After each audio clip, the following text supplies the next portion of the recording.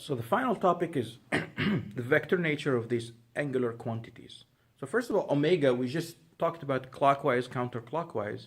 How can we attribute a vector to it? Well, we can define. So imagine you have an object.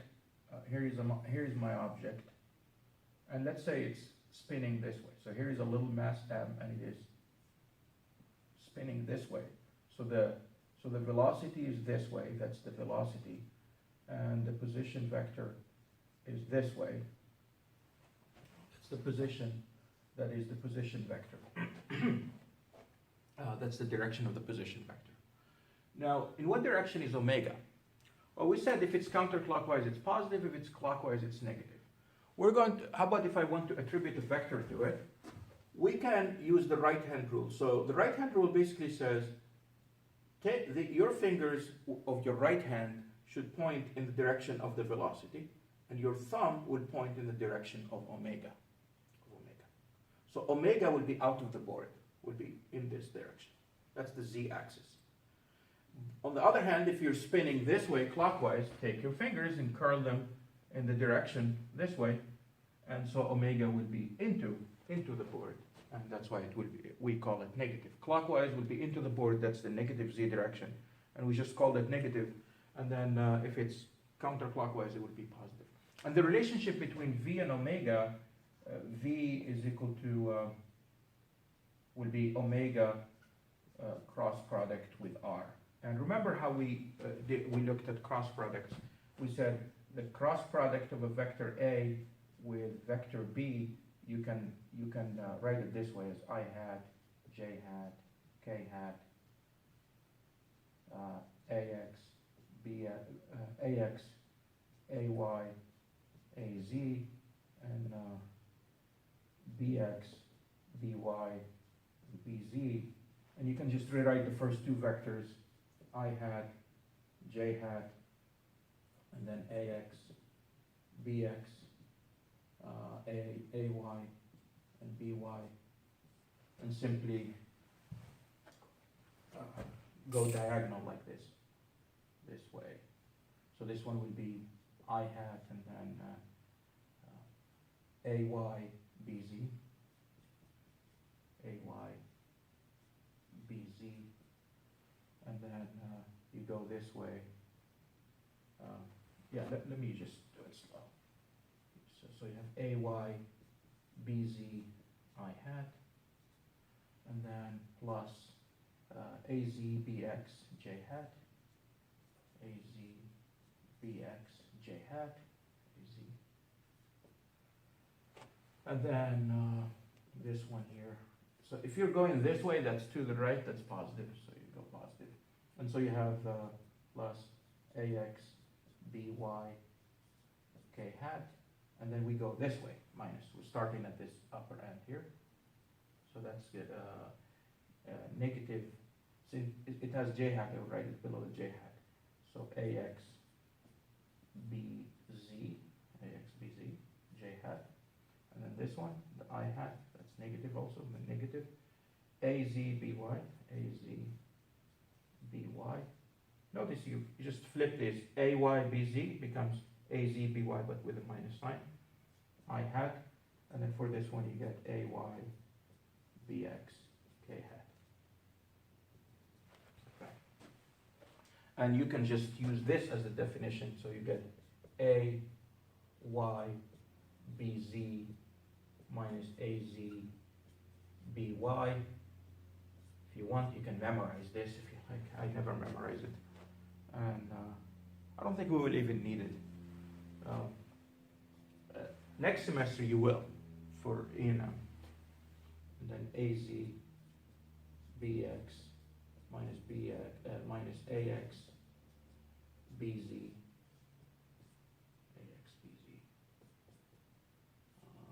J hat, and then plus AX, BY, minus AY, BX, K hat. That's the definition of the cross product. Now if you do a cross product of a vector with itself, if the vector A, if you do the cross product of A and A, so B becomes A, so you have AY AZ minus AZ AY, because B becomes A, you get a 0. So you will notice that, let's just write some properties here. A cross B, if you flip A and B, if you want to do B cross A, it's just a minus. The cross product of A with itself, you get 0.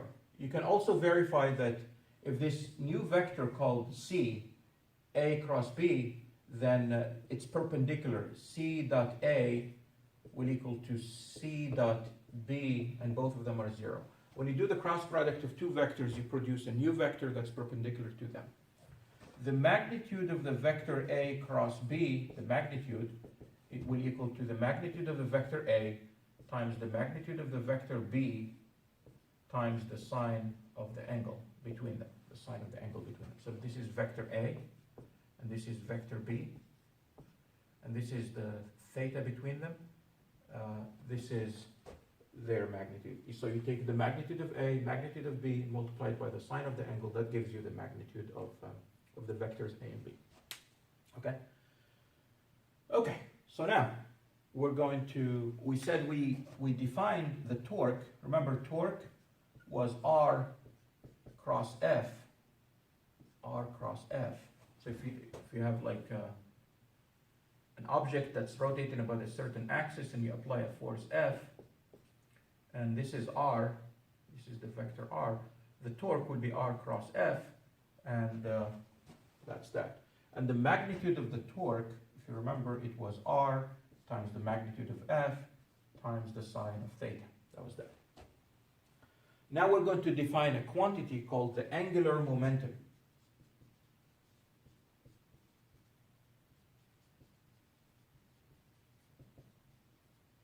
Angular momentum. The definition, the symbol for angular momentum is L, and it is defined as R cross P, where P is the linear momentum. P is equal to mv. Let's take the derivative of this vector and see what we get. Because remember, Newton's second law for F, it was dP dt. As you might expect, the torque, because it plays a similar role to the force for rotational motion, will be dl dt. Let's see if that's the case. Let's take the derivative of L with respect to t, dl dt. So you have two vectors and you're taking their derivative, so you use the product rule, the derivative of the first times the second plus the derivative of the second times the first. So you will have dr dt cross P plus, and then R cross the derivative of the second dP dt. Now, dr dt is the velocity. So you have dl dt equals to the velocity cross the momentum plus R cross what? Well, dP dt is the force, and R cross F is the torque. So this part is what I want. That is the torque. So I want this part to go to 0. How am I going to make it go to 0? I need it to go away. Actually, pretty simple. The cross product of a vector with itself, if two vectors are parallel to each other, then their cross product is 0. But what is momentum? Momentum is mass times velocity. So this is just v cross mass times velocity. I just put the mass out, and this becomes v cross v, which is 0. And so, yeah, this part here will just go to 0, and this is just R cross F, and it is equal to the torque. So what this is saying is this. You have a new quantity, and it's conserved. If the net torque, it's conserved if the net torque is equal to 0. So the total torque of the system, if it's equal to 0, total external torque on a system, if that's equal to 0, then the angular momentum of that system will equal to, will be conserved. Okay? And we'll do examples on that. The first example I want to do is just what is the torque of a point mass, a little mass spinning around an axis. So let's see. Well, let's leave this one because I want to refer to it probably, and then let's erase this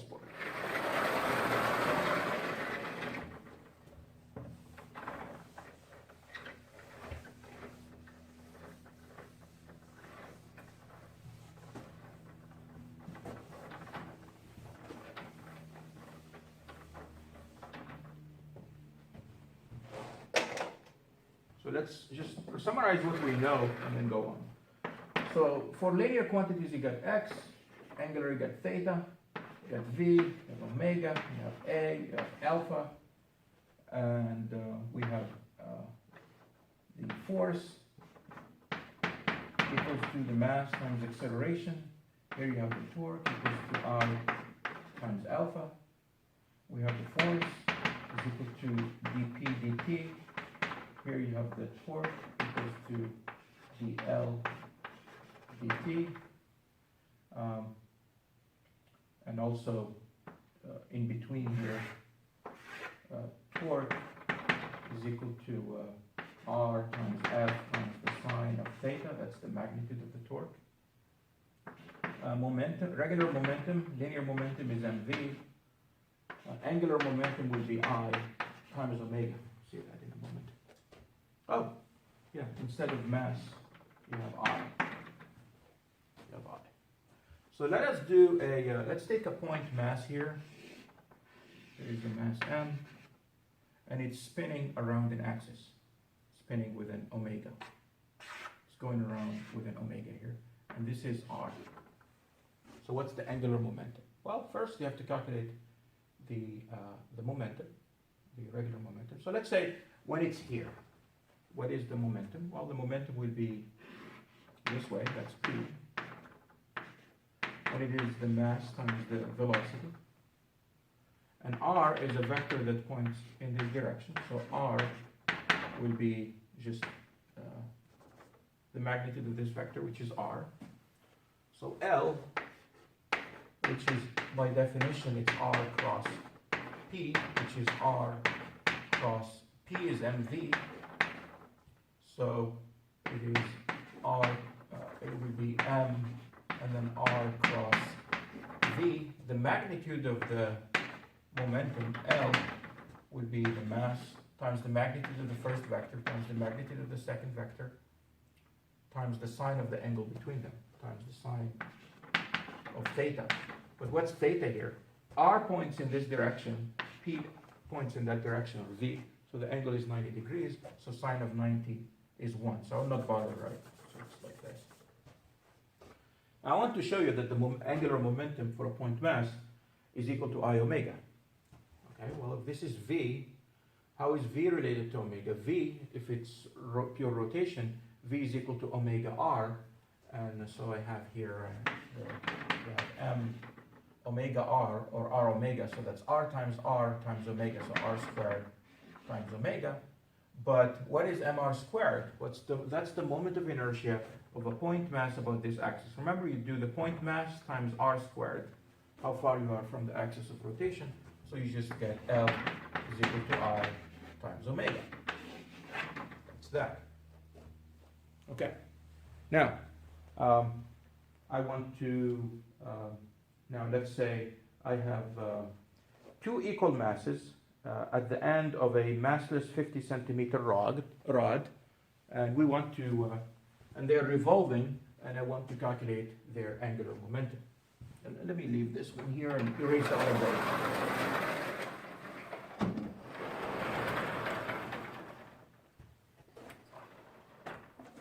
Let's get rid of this.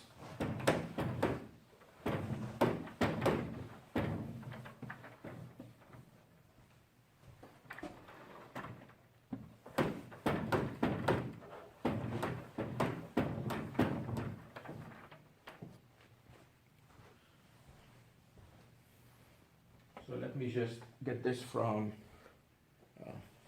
our book. So you have two equal masses and they are spinning. So here is mass 1 and here is mass 2, but they're just equal masses. And they spin about an axis like this. So they're just spinning around it. And they are separated by 50 centimeter long rods. So the distance from here to here is r equals to 25 centimeters, or 0.25 meters, and this distance is also r equal to 0.25 meters. They spin at an omega at an omega,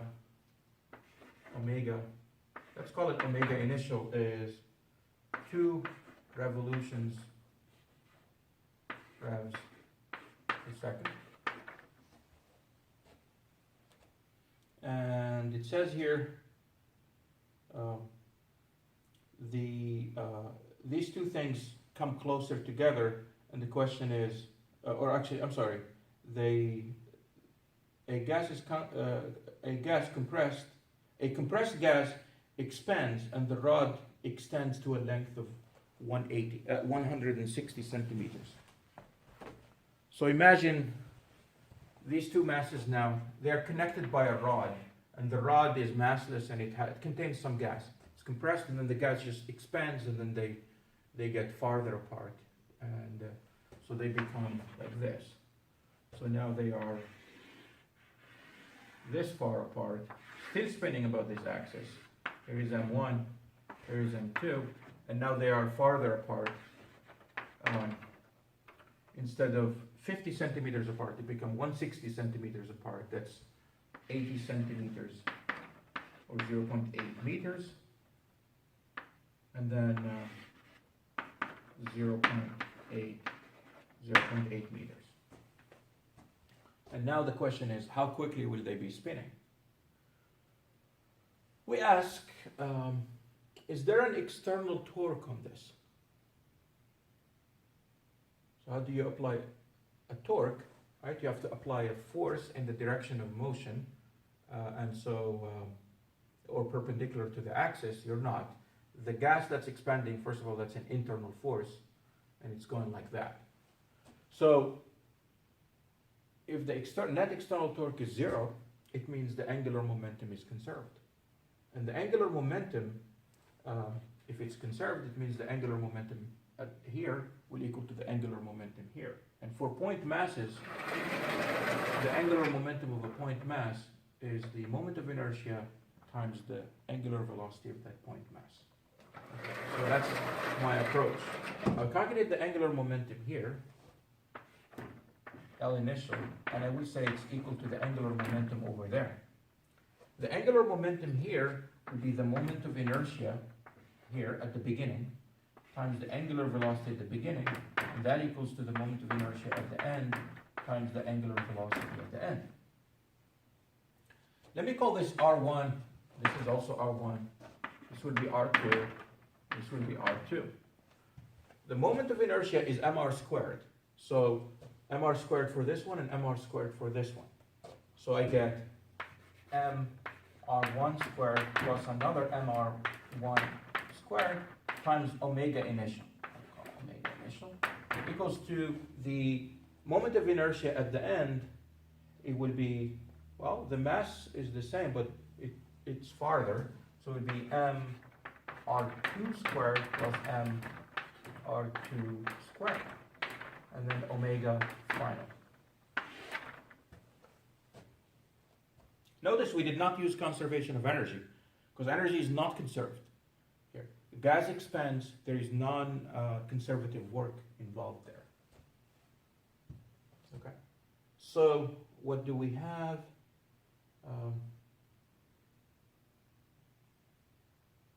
R1 squared. So I'll have 2mr1 squared equals to omega equals to 2mr squared, r2 squared. So 2mr1 squared equals to r1 squared omega initial squared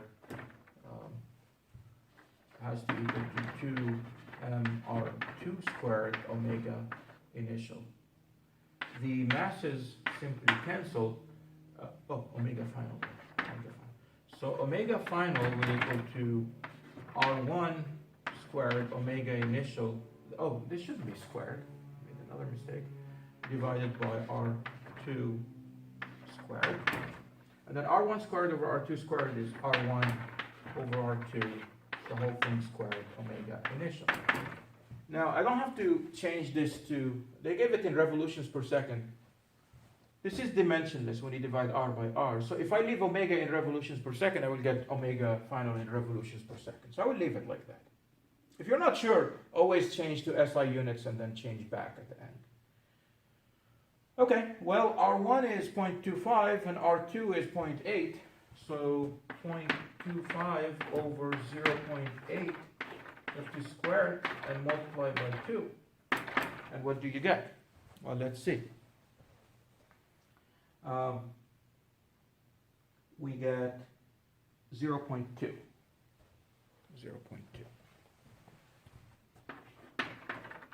revs per second. Let me see. 0.25 is a quarter. Let me see if I actually like this answer. Something looks a little bit wrong. I might be just. So 0.25 over 0.8 to the 2 times 2. Yeah, it's 0.195, which is close to 0.2. Yeah, it seems like it's not even, it's not exactly 0.2, it's almost 0.2, 0.19 something. Looks good. Okay, so that is that. Now, let me see how much time I have. So I have about 9 minutes. I want to do one more example of this conservation of angular momentum. So we're going to take a disk that's spinning. Let me erase this.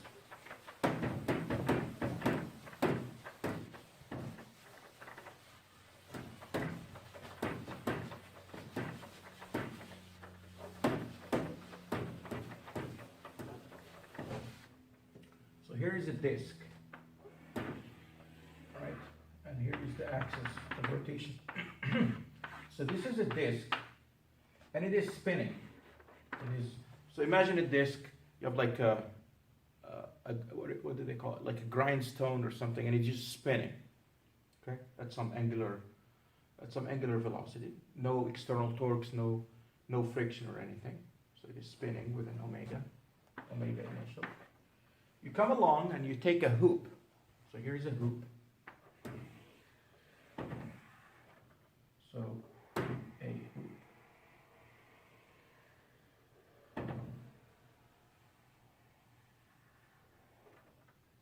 Hoop. And the hoop is not spinning. Okay? The hoop is not spinning. It's not spinning. Omega is 0. And you drop it. You drop the hoop on top of the disk.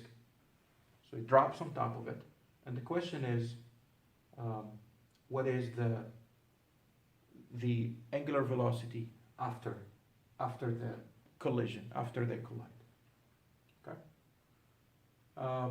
Notice momentum, linear momentum is not conserved because you have an external force due to gravity. But gravity is not applying a torque. So the net external torque is equal to 0. Yes, when this one collides with this, there is friction, and this starts to slow down due to a torque from this one, and this speeds up due to a torque on it from this one, but those two torques are internal, and so the net external torque is equal to 0. So once it drops afterwards, you will have a disk, and on top of the disk, you will have the hoop also. You will have the hoop also on top of the disk. No matter how I draw it, it looks like a hoop now, but it's a disk, on top of it is a hoop, and it is spinning with some omega final. The question is, what's omega final? Knowing the moment of inertia for the hoop and the moment of inertia for the disk and the initial angular velocity, what is the angular momentum?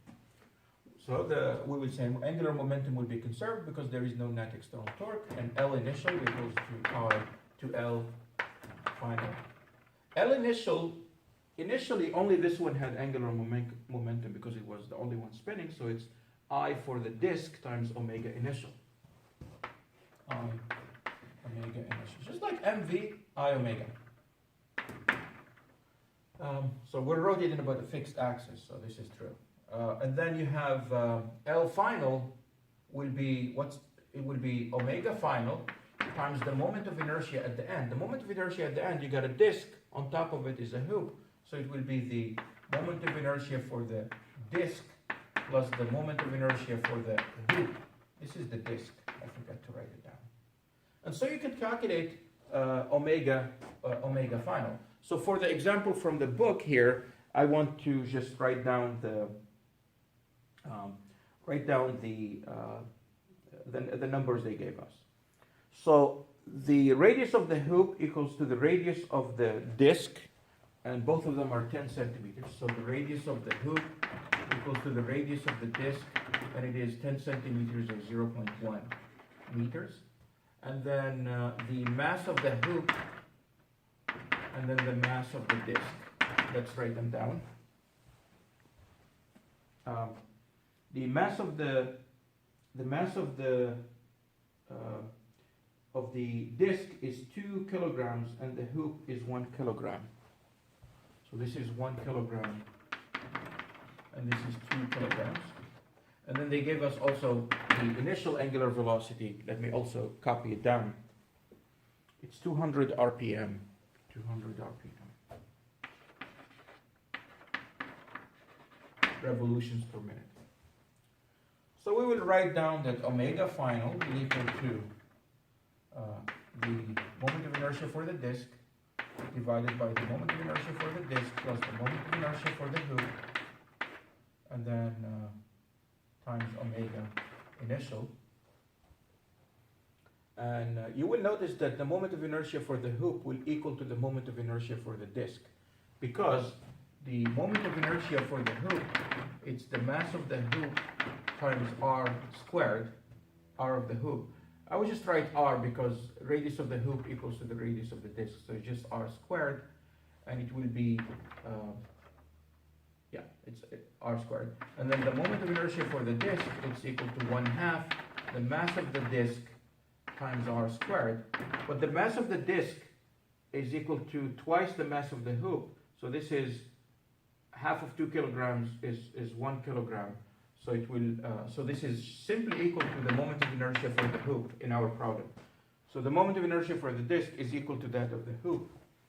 So I will just have